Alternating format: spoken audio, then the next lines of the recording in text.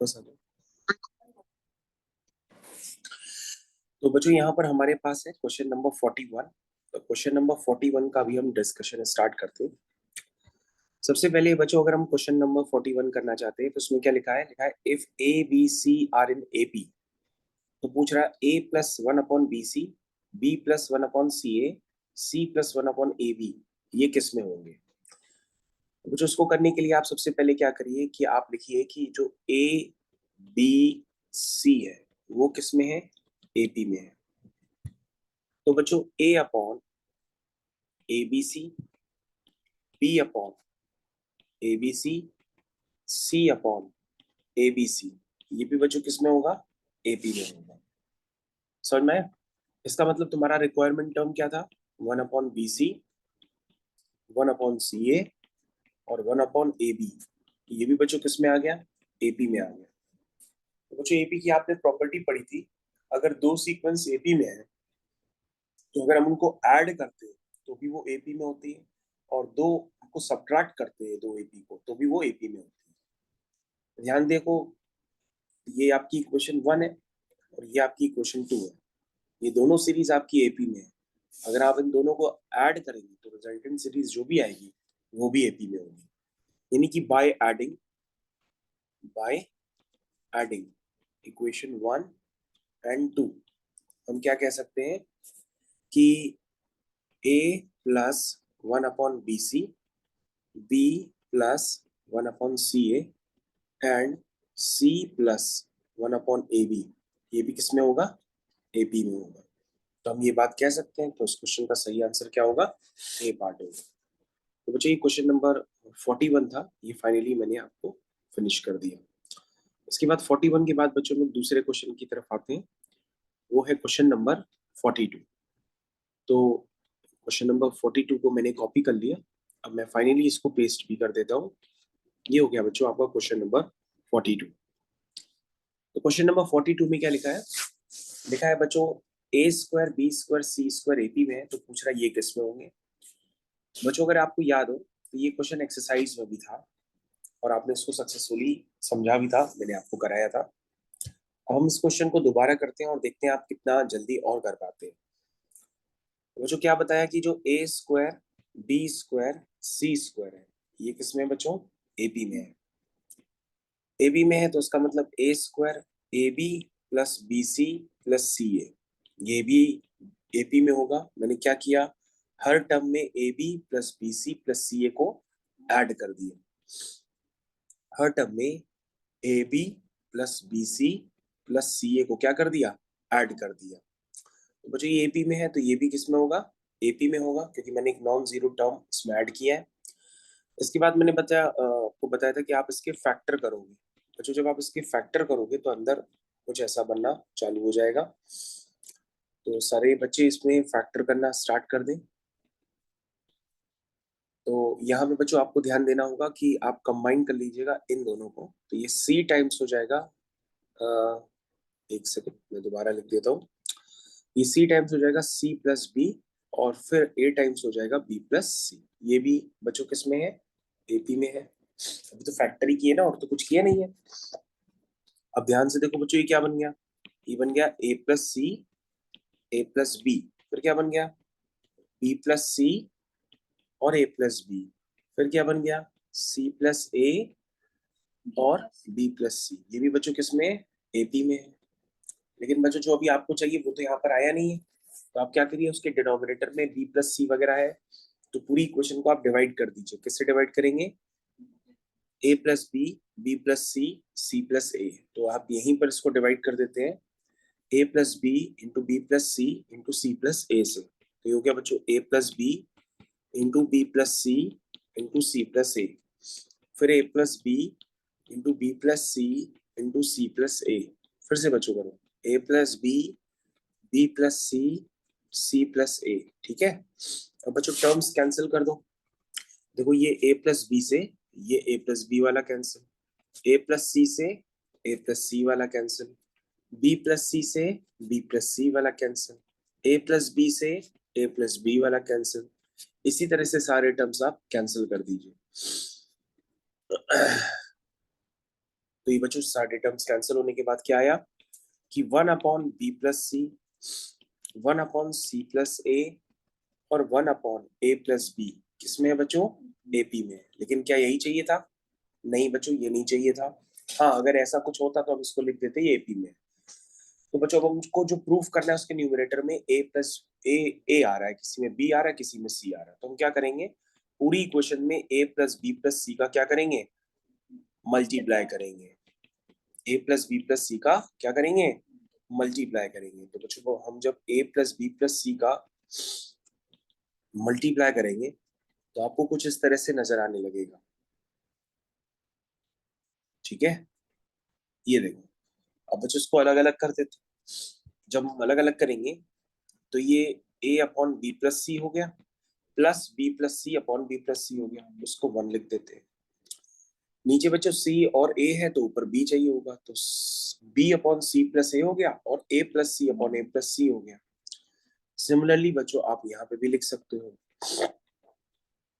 अब बच्चों अगर सीक्वेंस एपी में है तो हम पूरी सीक्वेंस से अगर 1 माइनस करेंगे तो भी वो सीक्वेंस किस में होगी? एपी में होगी।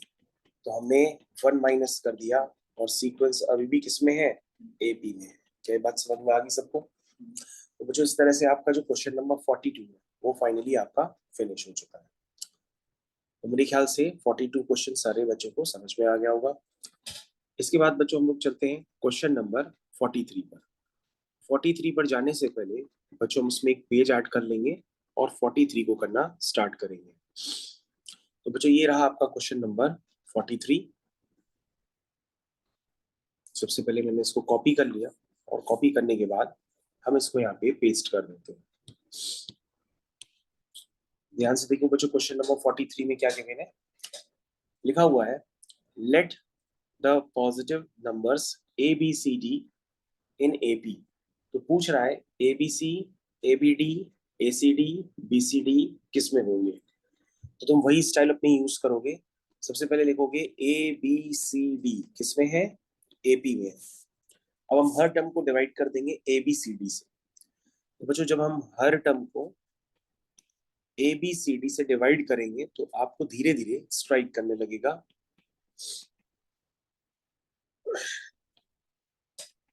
ये देखो बच्चों, मैंने हर टर्म को ए बी सी डी से डिवाइड कर दिया।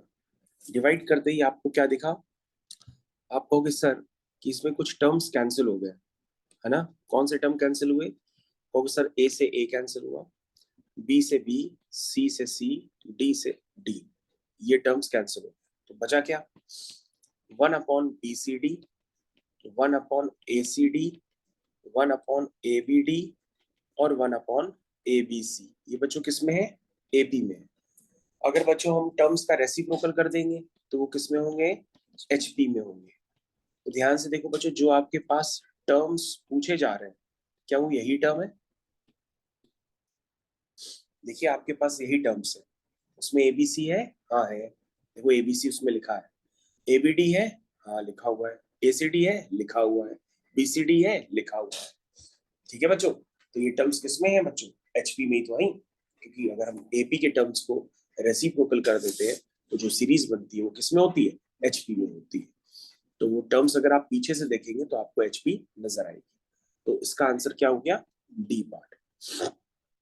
तो बच्चों 43 क्वेश्चन भी आपका कंप्लीट हो गया। 43 के बाद बच्चों हम लोग आते हैं क्वेश्चन नंबर 44 की तरफ। तो 44th क्वेश्चन की तरफ बच्चों हम लोग आ गए हैं। इसको कॉपी करते हैं और इसके बाद इसको करना चालू करते हैं। ये हो गया क्वेश्चन नंबर 44। देखिए बच्चों कैसे करते हैं। तो इसमें लिखा है x greater than 1, y greater than 1, z greater than 1। ऐसा बच्चों इसलिए लिखा हुआ है क्योंकि बच्चों आपने कभी भी लॉग अगर देखा हो, log x to the base y या logarithm of x to the base y, तो बच्चों ये डिफाइन पता है कब होता है? ये डिफाइन तभी होता है जब x 0 से बड़ा हो, y 0 से बड़ा हो और y कभी 1 ना हो। जब तीनों बातें एक साथ होल्ड होती है यानी कि इनका इंटरसेक्शन है, तभी लॉग डिफाइन होता है। तो बच्चों लॉग तभी डिफाइन होता है जब x क्या हो? 0 से बड़ा हो। ठीक है ना? तो ध्यान से देखो बच्चों, यहाँ पर तुमने जो दे रखा है, इसने कहा है कि x 0 से बड़ा हो, लेकिन यहाँ पे क्या दे रखा है? एक्स वाई जेड 1 से बड़े हो, यानी कि 1 ना हो 1 से बड़े हो। तुम कहोगे सर 0 से तो बड़े हैं लेकिन 1 क्यों नहीं लेना है? हमने कहा बेटा अगर 1 ले लेंगे तो log 1 किसी भी बेस पे क्या होता है? 0 होता है। log 1 किसी भी बेस पे क्या होता है? 0 होता है। और बच्चों अगर हमने ln x देख रहे हैं तो ln x का मतलब ln 1 देख रहे हैं, तो ln 1 का भी मतलब क्या होगा? एक ऐसा log जिसका बेस अगर e होता है तो उसको हम क्या लिखते हैं? ln x लिखते हैं। तो बच्चों ध्यान देना, कभी भी कोई लिख सकता है log x, तो log x का मतलब अंडरस्टूड है कि उसका बेस वहां पे 10 है। लेकिन अगर कोई ln x लिखता है तो ln x का मतलब अंडरस्टूड हो जाता है कि उसका बेस क्या है? e है। तुम कहोगे सर e क्या 0 से बड़ा होता है? बिल्कुल बड़ा होता है। बच्चों e एक एक्सपोनेंशियल टर्म होता है, उसकी वैल्यू जो होती है वो 2 से 3 के बीच में लाई होती है। इसका मतलब e जो होता है वो 0 से बड़ा ही हुआ। तभी हम ln x का मतलब समझते हैं कि log x to the base e। इसको बच्चों शॉर्ट में ln x लिखते हैं। और बच्चों अगर ये 1 से बड़ा है, दैट मीन्स अगर ये 1 हो गया, तो मैंने अभी क्या बताया था, चाहे log हो किसी भी बेस पे, चाहे ln x हो, मतलब ln x में x की जगह आपने 1 पुट कर दिया तो ये log 1 टू द बेस 10 हो गया, इसकी वैल्यू क्या होती है? 0। ln 1 का मतलब क्या हो गया? log 1 to the base e, इसकी भी वैल्यू क्या होगी? 0 होती है। तो बच्चों ये ln x, ln y, ln z 0 नहीं होना चाहिए, इसलिए इन्होंने x y z को 1 नहीं लिया है बल्कि 1 से बड़ा नंबर एज्यूम किया है। ऐसा इसलिए किया ताकि वो उसकी डोमेन को डिफाइन भी कर रहे हैं। अब ध्यान से देखो बच्चों, अगर हम ln x, ln y और ln z में लिख देते कि एक्स वाई जेड अगर 0 से बड़े हैं तो कहीं ना कहीं एक्स वाई जेड अपनी वैल्यू 1 भी लेते, और 1 लेने का मतलब ln 1, ln y, ln z क्या हो जाते? 0 हो जाते। और ये बच्चों सीरीज क्या बनती? 1 1 1, क्योंकि 1/1 + 0 मतलब 1। तो पूछा जाता 1 1 1 किस में है, तो आप जवाब ही नहीं दे पाते, कहते सर 1 1 1 तो एक कांस्टेंट एपी हुई, क्योंकि इसका कॉमन डिफरेंस क्या है? 0 है। तब अपना जवाब आप क्या लगा देते? एपी लगा देते। कांस्टेंट एपी मतलब एपी, कांस्टेंट एपी मतलब एपी। तो अब यहाँ पर जो है कांस्टेंट एपी तो है नहीं, क्योंकि इसने रेस्ट्रिक्शन खत्म कर दी है, कह रहा x1 भी नहीं है, y1 भी नहीं है, z1 भी नहीं है। तो अब आंसर क्या होगा? तो बच्चों मैंने इस क्वेश्चन की इन डेप्थ एनालिसिस भी की है और आपको साथ में लॉग बताया भी कि भैया लॉग का मतलब क्या होता है, इसको रीड कैसे करते हैं। लॉग का मतलब होता है logarithm of x to the base y। क्या होती है उसकी डोमेन? डिफाइन कब होता है वो? लॉग बच्चों तभी डिफाइन होता है जब x 0 से बड़ा हो, y 0 से बड़ा हो और y कभी 1 ना हो। जब ये तीनों बातें एक साथ डिफाइन होती हैं तभी लॉग डिफाइन होता है। और कभी लॉग लिखते हैं, कभी ln लिखते हैं। लॉग लिखते हैं तो उसका बेस 10 माना जाता है, ln लिखते हैं तो उसका बेस e माना जाता है। ये बात समझ लीजिए और आगे मैं आपको फर्दर और भी सिखाऊंगा। बच्चों यहाँ पे क्या किया जा रहा है, क्वेश्चन में चलते हैं। क्वेश्चन में कहा जा रहा है कि एक्स वाई जेड किस में है? जीपी में। तो दैट मीन्स बच्चों y square is equal to आप क्या लिख सकते हैं? एक्स जेड लिख सकते हैं। क्या लिख सकते हैं? X z. X y z अगर जीपी में है तो that means y square equal to आप क्या लिख सकते हैं? एक्स जेड लिख सकते हैं। अब तुम कहोगे सर तुम्हें तो ln x ln y ये सब चाहिए, तो हमने कहा ln ले लो दोनों तरफ, ln ले लो या log ले लो दोनों तरफ। अब बच्चों लॉग की थोड़ी बहुत प्रॉपर्टीज तो आपको पता होनी चाहिए। जैसे एक प्रॉपर्टी क्या होती है, जैसे कभी भी लिखा हो ln ए बी या log ए बी, तो आप इसको ब्रेक कर सकते हो ln ए प्लस ln बी। ठीक है। कभी भी लिखा हो ln वाई स्क्वायर, तो जो बच्चों पावर होती है वो बाहर उतर जाती है, ये होती है 2ln वाई। तो बच्चों ये लॉग की प्रॉपर्टीज होती है। अगर इस प्रॉपर्टी को आप और सही से लिखना चाहेंगे तो ये हो गया log ए बी सी। तो ये क्या लिख सकते हैं? log A plus log b plus log c। बच्चों इसको इस तरह से लिखा जा सकता है। और अगर कोई देता है log a की पावर m, तो बच्चों m बाहर आ जाता है और ये इस तरह से लिखा जा सकता है। बच्चों अगर हम log का बेस नहीं लिखते हैं तो ऑब्वियस सी बात है 10 होता है, और अगर हम ln लिख देते हैं तो उसका बेस e ही होता है। ठीक है। तो बच्चों प्रॉपर्टी से ये 2 बाहर आ जाएगा और ये हो जाएगा 2ln y is equal to ln x plus ln z। यहां तक बच्चों आपको अच्छे से समझ में आना चाहिए। तो बच्चों यहां तक आपको समझ में आ रहा है? एक बार जरा चेक कर लीजिएगा। ओके। यहाँ तक बच्चों अगर आपको समझ में आ गया तो आप क्या कहेंगे कि ln x, ln y और ln z किस में है? एपी में है।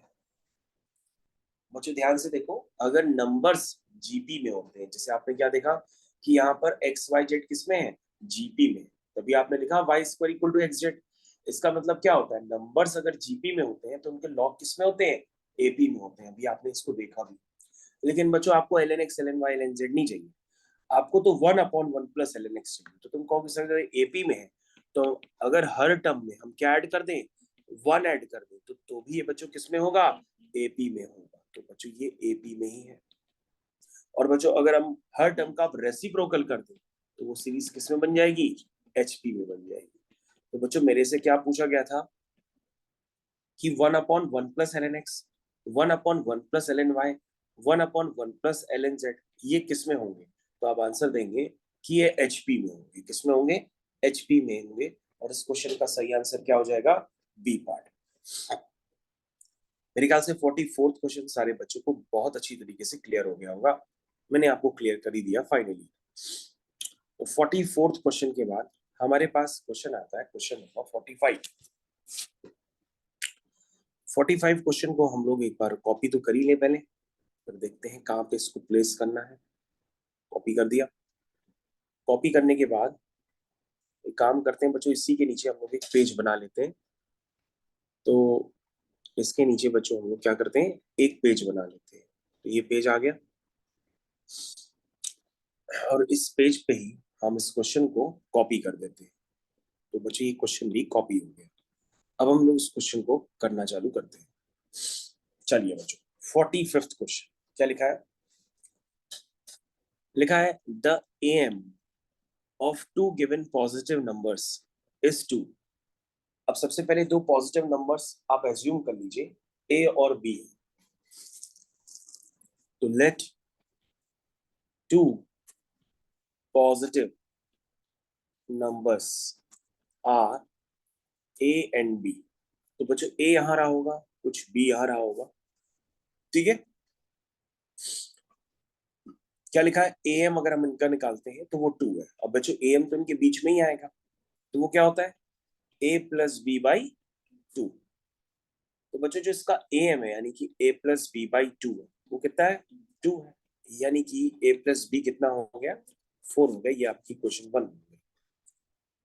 अब बच्चों ध्यान से देखिए, कह रहा कि if the larger number is increased by 1। तो बच्चों ये एक इंक्रीजिंग एपी होती है, इसमें लार्जर नंबर क्या है, बी। कह रहा है कि जो लार्जर नंबर है उसमें आपने 1 ऐड कर दिया। इंक्रीज बाय 1 का मतलब होता है कि आपने 1 ऐड कर दिया। If the larger number is increased by 1, the GM of the numbers becomes equal to the AM of the given numbers। कह रहा लार्जर नंबर को अगर हम 1 से बढ़ा देते हैं, इसका मतलब स्मॉलर नंबर में आपने कुछ नहीं किया। तो ऐसे करने पर इनका जो जीएम है, जीएम क्या होता है बच्चों, उन दोनों नंबर्स का प्रोडक्ट कर दो और रूट लगा दो। जैसे दो नंबर्स होते हैं ए बी, तो उनका जीएम क्या होता है, रूट ए बी। तो यहाँ पे दो नंबर्स है ए और b+1, तो उनका जीएम क्या होगा, उनका प्रोडक्ट और रूट। क्या कह रहा, the GM of the numbers becomes equal to the AM of the given numbers. तो इनका एएम क्या होगा, a + b/2, और उसकी वैल्यू बच्चों कितनी है, 2। ये बात आप समझ पा रहे हैं। इसको बच्चों सॉल्व कर लीजिए। तो आप लिखेंगे a × b+1 = 4।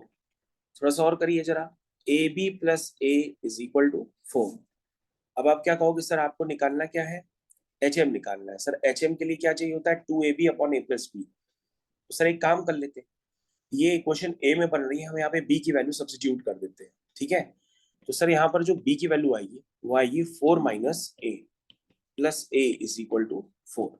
इसको सॉल्व करते हैं तो क्या हो जाएगा, 4a - a², 4a - a² + a = 4। क्या यहाँ तक सबको क्लियर है। मुझे ये हो गया -a² + 5a - 4 = 0। माइनस मल्टीप्लाई करते हैं तो माइनस मल्टीप्लाई करते ही इक्वेशन कुछ इस तरह से नजर आएगी। अब बच्चों हम क्या करेंगे, इसके फैक्टर करते हैं।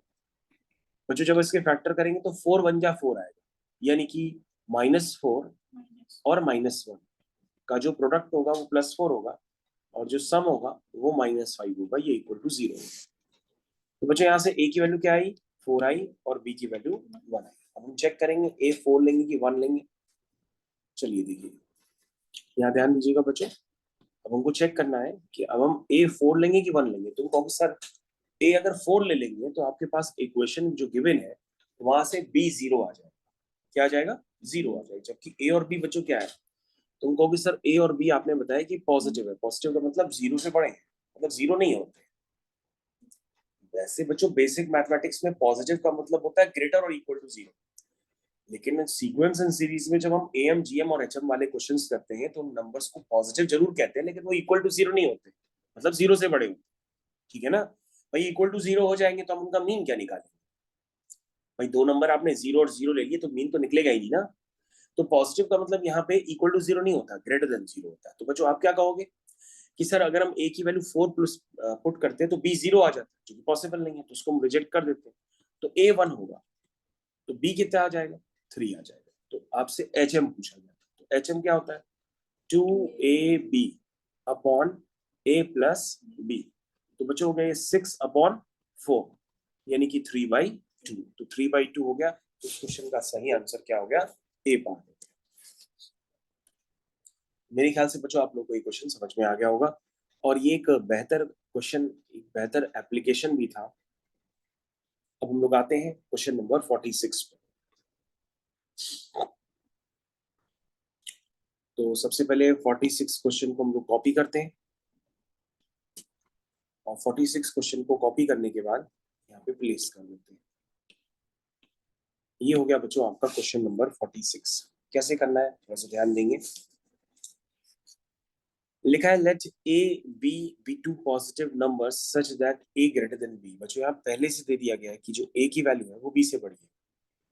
और क्या कह रहा? 4 times GM is equal to 5 times H M. ऐसा एक रिलेशन गिवन है। क्या गिवन है? 4 टाइम्स जीएम। जीएम बच्चों क्या होता है ए और बी का? वो होगा root a b. H M क्या होगा सर? वो होता है 2ab upon A plus B. ठीक है, तो बच्चों कितना हो गया? ये हो गया 4 टाइम्स। थोड़ा सा बच्चों सिंप्लीफाई कर लीजिए जरा, यहीं पे कर दे भाई। चलिए अच्छा एक स्टेप और लिख देते हैं। बच्चों कितना हुआ? 5 × 2। ए बी को लिख दो root a b into root a b, ऐसे लिख सकते हैं बच्चों। क्यों भाई? भाई ए बी को हमने root a b into root a b क्यों लिखा? ताकि हम उधर से रूट ए बी डायरेक्ट क्या कर दें? कैंसिल कर दें। बच्चों हम यही चाहते थे कि ये वाला टर्म जो है ये इससे कैंसिल हो जाए डायरेक्ट। और 2 × 1 = 2 होता है, 2 × 2 = 4 होता है। तो इक्वेशन आपकी यहीं पर क्या हो जाएगी? सिंप्लीफाई हो जाएगी। तो बच्चों ये आगे बनेगी 2a + 2b is equal to कितना हुआ? 5 टाइम्स रूट ए बी। क्या यहाँ तक देखिए सबको क्लियर है? चेक करिएगा, क्लियर है सबको? तो बच्चों थोड़ा बहुत उसको सिंप्लीफाई करते हैं। पूछ रहा ए क्या होगा, इसी से ही निकालते हैं। चलिए, तो बच्चों ये क्या बन गई इक्वेशन?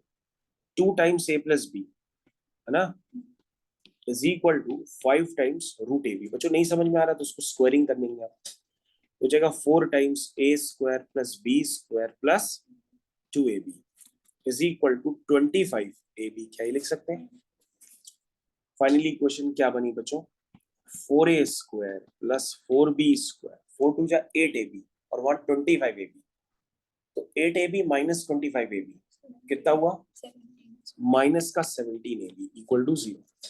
इसको बच्चों और ढंग से लिख लेते हैं। ये हो गया 4a² - 17ab + 4b² equal to 0।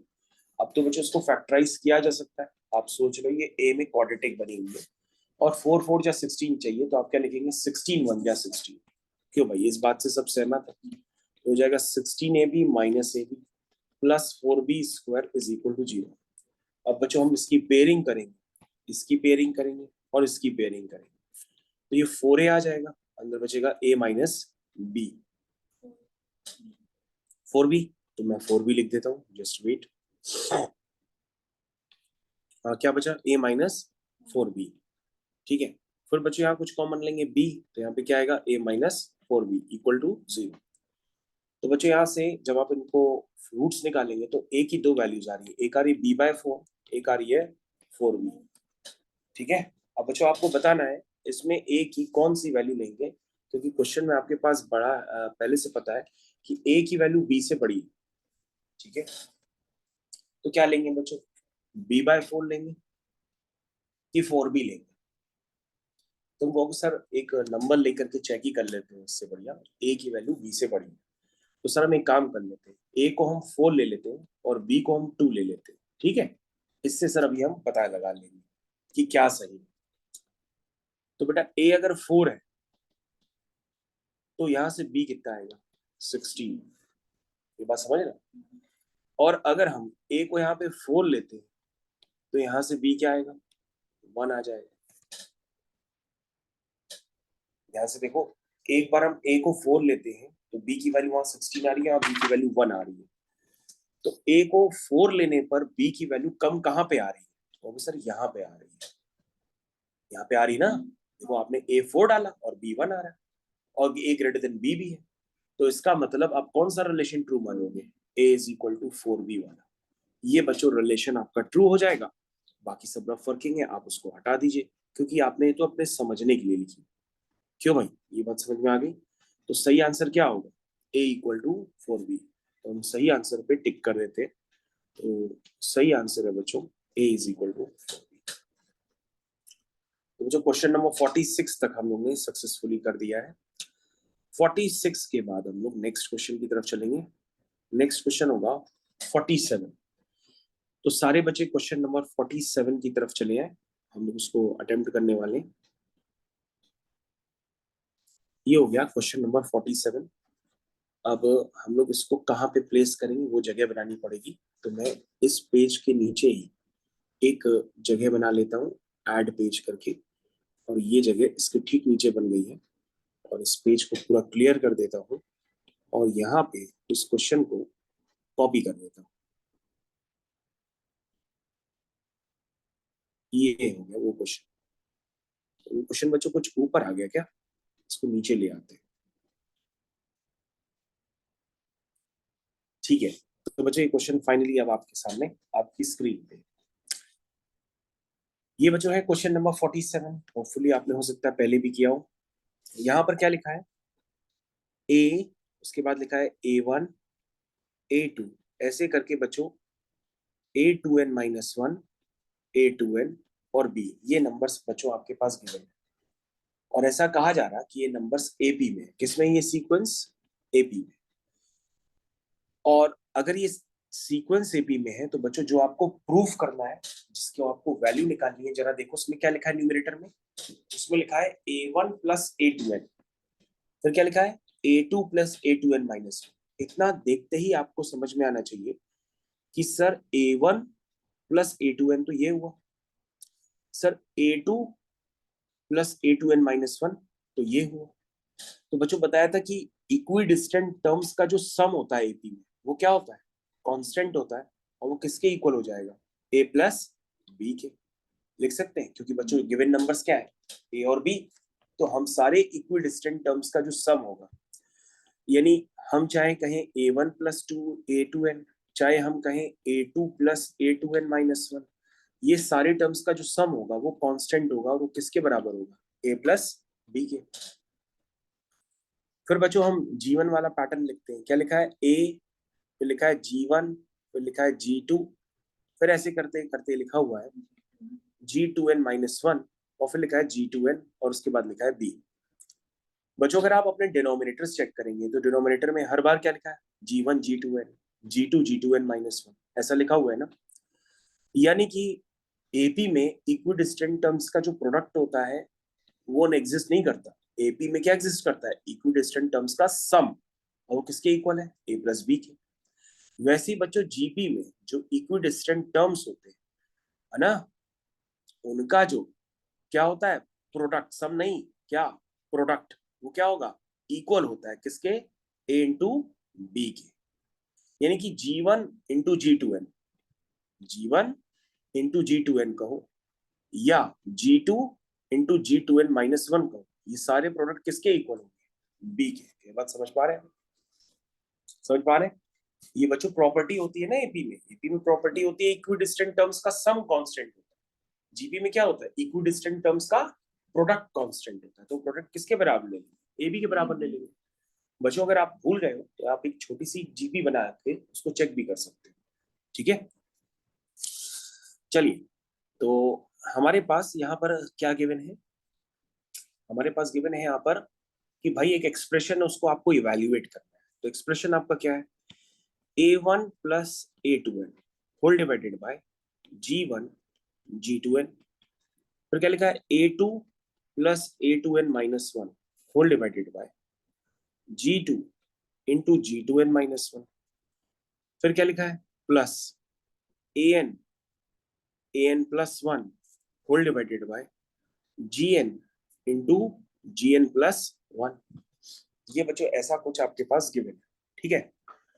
पूछ रहा है कि भैया इसकी वैल्यू क्या आएगी। तो अभी आपने देखा कि ये भी क्या है a प्लस बी, ये भी क्या है a प्लस बी, ऐसे करते करते सारे इक्विडिस्टेंट टर्म्स का जो सम होता है वो a प्लस बी होगा। जीबी में इक्विडिस्टेंट टर्म का जो प्रोडक्ट होता है वो क्या होता है बच्चों, ए बी होता है। अब बच्चों कितने टर्म्स थे ए और बी के बीच में, क्योंकि सर 2n टर्म्स थे, लेकिन अगर तुम 2n टर्म्स की पेयरिंग कर दोगे तो 2n टर्म्स के आधे टर्म्स हो जाएंगे। तो पेयरिंग कर रहे हो ना, तो टर्म्स 2n नहीं रहेंगे, फिर आधे हो जाएंगे। देखो यहाँ पे पेयरिंग की ना आपने, तो 2n के आधे क्या हो जाएंगे, n टर्म्स हो जाएंगे। यानी कि बच्चों ये न्यूमरेटर हो गया a प्लस बी, नीचे हो गया ए बी, न्यूमरेटर हो गया a प्लस बी, नीचे हो गया ए बी। ऐसे करते करते, ऐसे करते करते बच्चों आपके पास ये कितने टाइम्स रिपीट होगा, 2 times 3 times n times repeat होगा, क्योंकि यहाँ पर n टर्म्स हो गए। अब बच्चों ये पूछ रहा था कि बचाओ चारों में से कौन सा सही आंसर है, और उसमें एक h को भी डिफाइन किया गया है। कह रहा है यहाँ पर एक नंबर है जिसका नाम है h, वो क्या लिखा है, h is the harmonic mean of a and b। तो बच्चों हार्मोनिक मीन मैंने एक बार आपको बताया था, हार्मोनिक मीन क्या होता है, 2ab upon a plus B, ये मैंने आपको रटवा दिया था।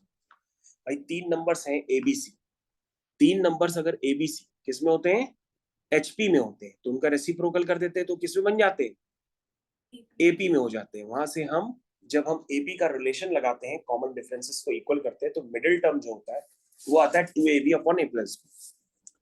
अब बच्चों तुम क्या करोगे, यहाँ पे इस टर्म को अपीयर करा दो। कहो सर कैसे अपीयर कराएं, हमने कहा 2 से मल्टीप्लाई और 2 से डिवाइड कर दो।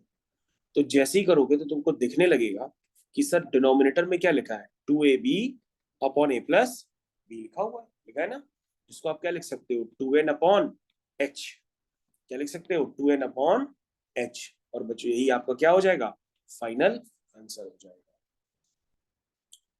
इस क्वेश्चन में आपने काफी कुछ सीखा, इस क्वेश्चन में आपने काफी कुछ सीखा।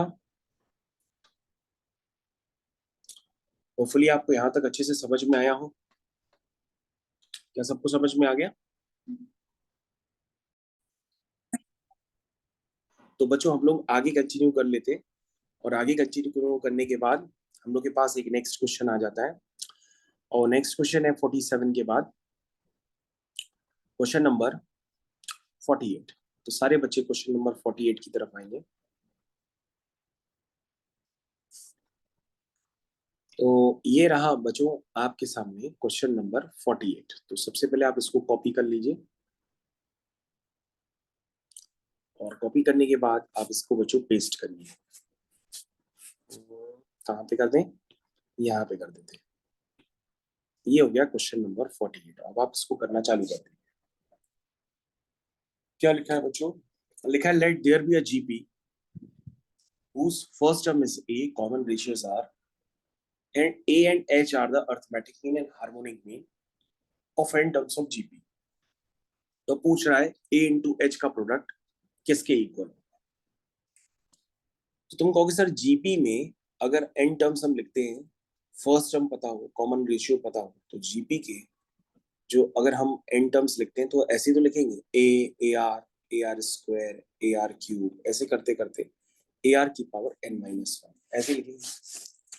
अब बच्चों इन नंबर्स का जो कह रहा है, जो एम है वो क्या है, वो है सारे नंबर्स का सम, क्योंकि एम अगर निकालना होता है 3 नंबर्स हो उनका सम कर दो, 3 से डिवाइड कर दो, 2 नंबर्स हो उनका सम कर दो, 2 से डिवाइड कर दो, n नंबर्स हो उनका सम कर दो, n से डिवाइड कर दो। तो ये एम हो गया, कैपिटल ए रिप्रेजेंट्स एम। तो बच्चों ये ऊपर क्या है न्यूमरेटर में, क्योंकि सर ये तो जीपी का सम है,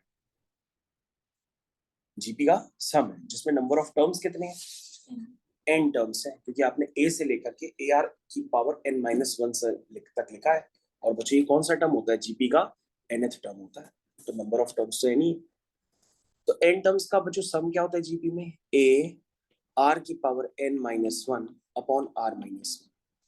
सर आपने ये फॉर्मूला लगाया है, यानी आप ये सोच रहे हैं कि r1 से बड़ा है। हाँ, ये सोच के लगा दिया, ठीक है बच्चों। और नीचे बच्चों कुछ और भी है, n भी लिख दो। अब बच्चों हमें क्या निकालना है, ये जो नंबर्स जीपी में है, जिनका फर्स्ट टर्म a है, कॉमन रेशियो r है, इसके n टर्म्स का हमें एचएम भी बताना है। तो एचएम कैसे लिखते हैं बच्चों, अगर दो नंबर्स का एचएम होता है तो लिखते हैं 2/1/a + 1/b। आपको पता है दो नंबर्स का एचएम हम कैसे लिखते हैं? देखिए बच्चों, एचएम वैसे दो नंबर्स का होता क्या है, 2ab/a + b। लेकिन बच्चों अगर हमारे पास दो से ज्यादा नंबर होंगे तो हम इसको थोड़ा सा अलग तरीके से लिखते हैं। हम ए बी को नीचे ले आते हैं, इस तरह से लिखते हैं, और हमारा एच एम लिखा जाता है 2 1/a 1/b, इस तरीके से लिखा जाता है। तो बच्चों अगर तीन नंबर्स होते हैं ए बी सी, उनका अगर आपको एच एम लिखना है तो कैसे लिखेंगे, 3/(1/a + 1/b + 1/c)। तो यहाँ पे बच्चों कितने नंबर्स हैं, n नंबर्स हैं, तो उनका एच एम क्या होगा, n/(1/a + 1/ar + 1/ar²। ऐसे करते करते 1/ar की पावर n-1। तो बच्चों जो एच एम होगा वो होगा n होल डिवाइडेड बाय, जरा बच्चों यहाँ पर ध्यान से देखिएगा, एक सीरीज में है। इस सीरीज में अगर आप ध्यान से देखें तो आपको क्या नजर आएगा, आपको नजर आएगा कि इस सीरीज में नंबर ऑफ टर्म्स तो n है, कॉमन रेशियो 1/r है। तो बच्चों पहले आप एक काम कर लो, वरना आप कंफ्यूज हो जाओगे। इस सीरीज का पहले सम लिख लो, तब वहां पे वैल्यू प्लेस करना, ऐसे कंफ्यूजन होगा आपको। तो बच्चों नीचे वाली सीरीज का पहले जब बता दो जरा सम कितना है, तुम कहोगे sir a, sir common ratio 1/r है तो 1 से छोटा होगा, क्योंकि r 1 से बड़ा था तो 1/r 1 से छोटा हो गया ना। तो सर ये वाला फॉर्मूला लगेगा। कि इस बात से सब लोग सहमत है? इसको जरा सिंप्लीफाई कर लीजिए।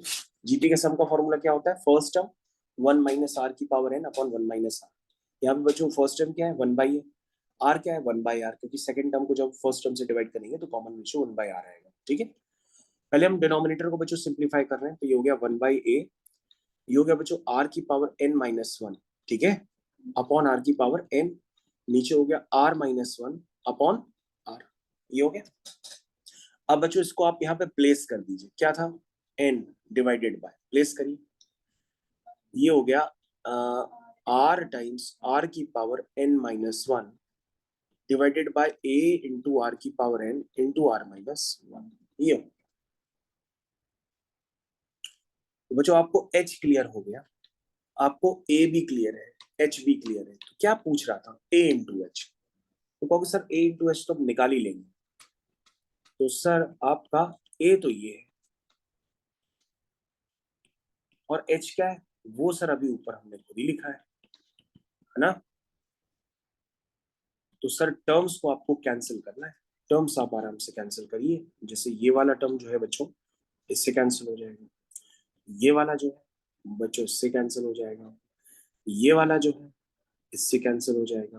तो बच्चों क्या बचा है फाइनली, वो हमको बता दो। कहोगे sir a into A square बचा है, और एक आर नीचे, आर की पावर n ऊपर है, तो आर की पावर n-1 बचा है, यानी a स्क्वायर आर की पावर n-1। यानी इस क्वेश्चन का सही आंसर है ए पार्ट। मेरे ख्याल से 48 क्वेश्चन सारे बच्चों को बहुत अच्छी तरह से क्लियर हो गया होगा। तो बच्चों हम इसी के नीचे जाते हैं और एक पेज और क्रिएट करते हैं, और उसमें हम अगला क्वेश्चन करेंगे, और अगला क्वेश्चन हम ऊपर से कॉपी करेंगे, वो होगा क्वेश्चन नंबर 49। तो बच्चों पहुंच जाइए क्वेश्चन नंबर 49 की तरफ। ये है बच्चों आपका क्वेश्चन नंबर 49।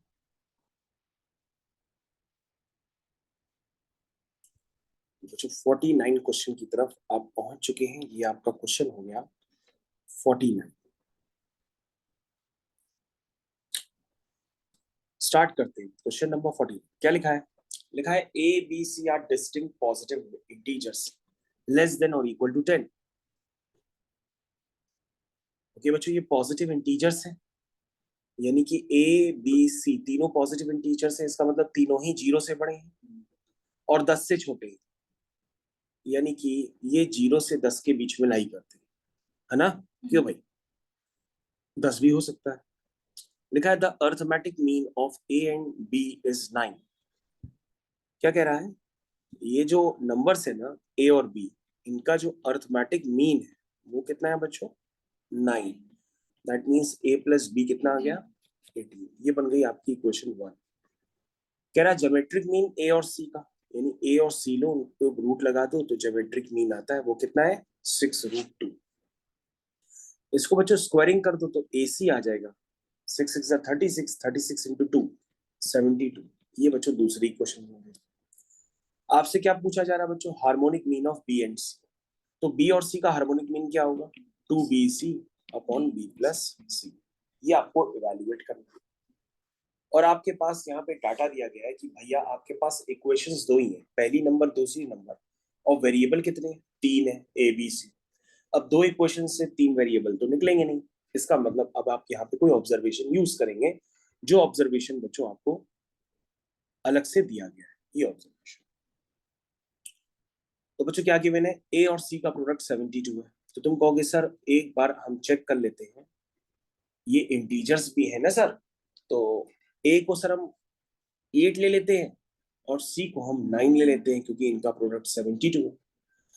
या सर हम फिर से ए को 9 ले लें और सी को 8 ले लें, तो भी प्रोडक्ट कितना होगा? 72। तो देख लेते हैं इनसे सर कौन सा पेयर सही से काम करता है, क्योंकि सर और कोई तो पॉसिबिलिटी है नहीं कि 0 से 10 में आप कोई इंटीजर्स लें और उनका प्रोडक्ट 72 बन जाए, है ना?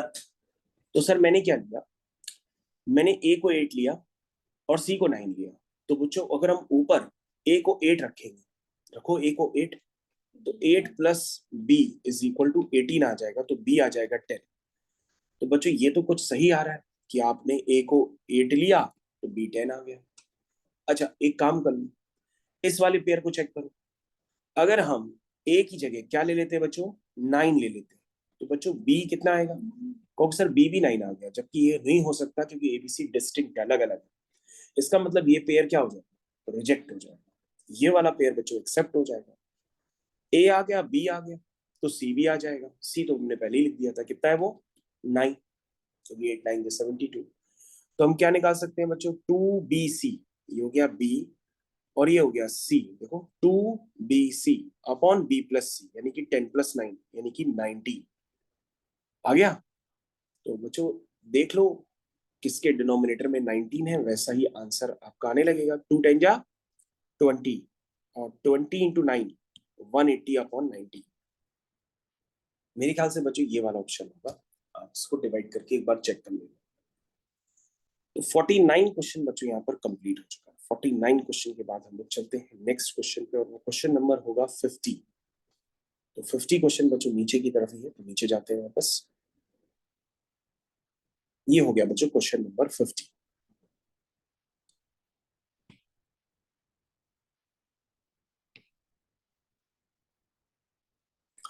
तो क्वेश्चन नंबर 50 की तरफ बच्चों हम लोग मूव कर चुके हैं। इस क्वेश्चन को देख लेते हैं, फिर बाकी क्वेश्चन आप फिर से करिएगा एक बार। क्या लिखा है बच्चों? If B is the arithmetic mean between A and X, A और एक्स का जो अर्थमेटिक मीन है वो बी है, ठीक है? फिर क्या गिवन है? ए और वाई का जो ज्योमेट्रिक मीन है वो क्या है? बी है ना? और क्या गिवन है बच्चों? ए और जेड का जो हार्मोनिक मीन है वो क्या है? बताइए बच्चों, क्वेश्चन पढ़िए क्या लिखा है। ए और एक्स का अर्थमेटिक मीन बी है और ए और वाई का ज्योमेट्रिक मीन भी बी है और ए और जेड का हार्मोनिक मीन भी बी है। कमाल है, तीनों ही बी है। क्या पूछ रहा है? Value of x y z. तो निकाल लेते हैं बच्चों, यहां से एक्स निकालो जरा, ये एक्स है। यहां से बच्चों वाई निकालो जरा, ये वाई आ गया ना? यहां से बच्चों जेड निकाल लो जरा,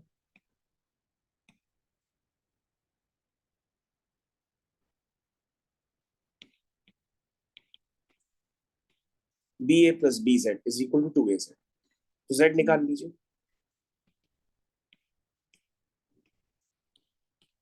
ये z आ गया, तो यहाँ से z आ गया b a upon two A minus b. ठीक है, क्या बच्चों आपको निकालना है आंसर? X y z. तो x कितना है बच्चों? Two B minus a. y कितना है बच्चों? B square by a. z कितना है बच्चों? B a upon two A minus b. ठीक है बच्चों, जरा चेक कर लो आंसर, ऐसा ही कुछ है बच्चों, क्योंकि a से a तो कैंसिल हो जाएगा, ये बनेगा B cube two B minus A upon two A minus B, ऐसा कुछ आ गया। कौन सा आंसर हो? तो मुझे ये क्वेश्चन 50 तक मैंने फाइनली आपको कर दिए।